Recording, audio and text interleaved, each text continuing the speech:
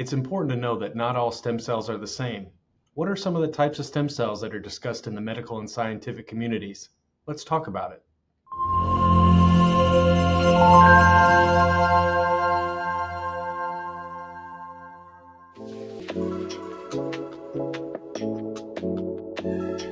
We're talking about the different types of stem cells today. This may seem like a very basic topic, but it is important to sometimes reground ourselves in the basics of stem cells. In other webinars, we get into more specific topics and go in depth, but we'd like to just kind of return to some of the stem cells 101, and again, the different types, sources, and things that we'll get into here in the conversation. So Dr. Goswami, what are the types of stem cells that come to your mind when you're thinking about regenerative medicine?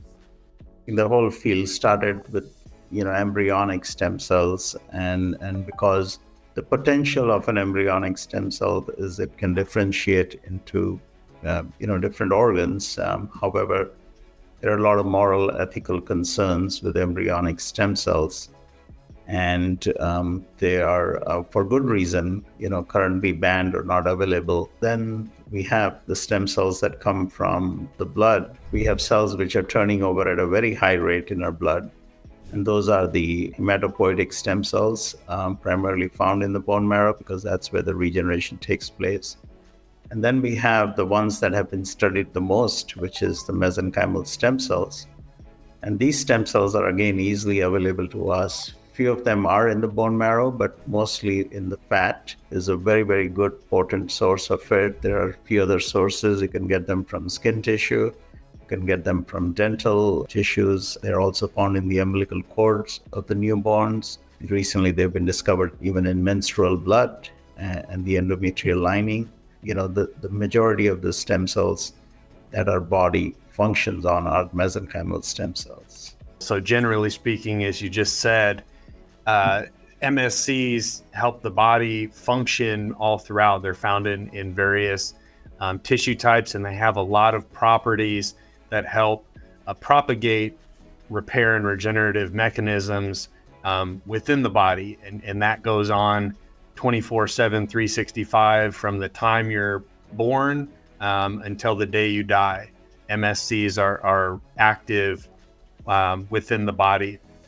So talking a little bit about the properties here of MSCs, just to take a step back real quick, what we previously knew about stem cells, and I say previously going back when the stem cell industry, if you will, started to emerge, let's say 15 to 20 years ago, we had this concept of a stem cell that was very simple.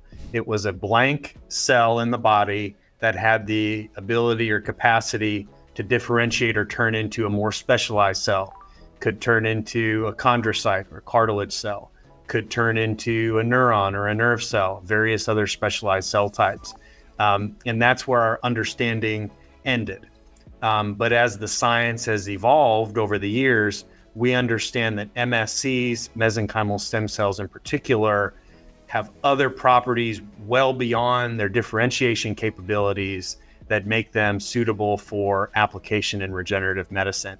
And that's really even the bigger driver or the bigger consideration than that differentiation capability. All these properties that we'll cover here are propagated by the ability of the MSCs to release factors into the body, to communicate with one another, not just the cells that we're putting into the body with one another, but also the endogenous cells already there in the body that may be dysfunctional or dormant or inactive for various reasons. Dr. Goswami, maybe you'd like to take a moment here to talk about some of the biggest properties of MSCs as we know them? Sure. So, as you mentioned, over the years, what we've discovered, when I started doing them 15 years ago, also, I had a very childlike view of, stem cells and what they would do, that they would go in and sort of engraft the area of damage and kind of, promote regeneration and repair. But what has really come into, further knowledge, largely based on Dr. Kaplan's work in Ohio, is that the excretion of paracrine factors, so the MSC-derived exosomes or extracellular vesicles, they contain such powerful growth factors which have the capability of traveling anywhere in the body. So now we're realizing that that is actually the major driver, and that's where the term signaling comes into picture, is because when you inject the stem cells, they're actually sending out the signals via these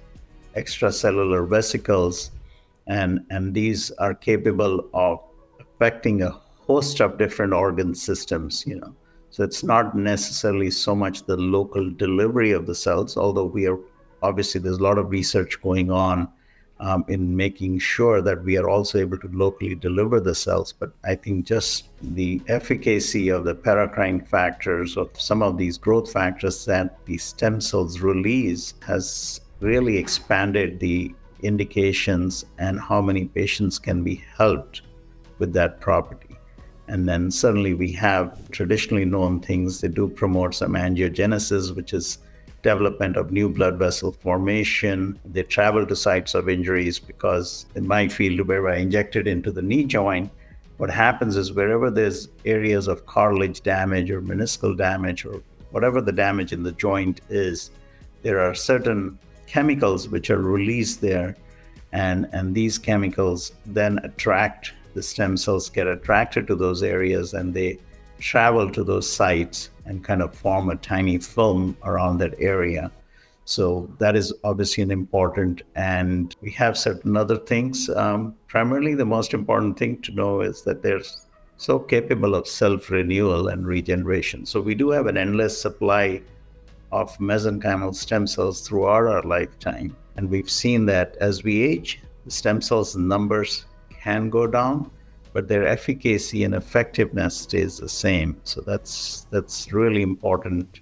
And that further ties into how the treatments are done, and also the importance of cell banking. Because if you bank your cells at a younger age, you have a large population of those cells in your sample, and also you can sort of freeze the decline of the cells.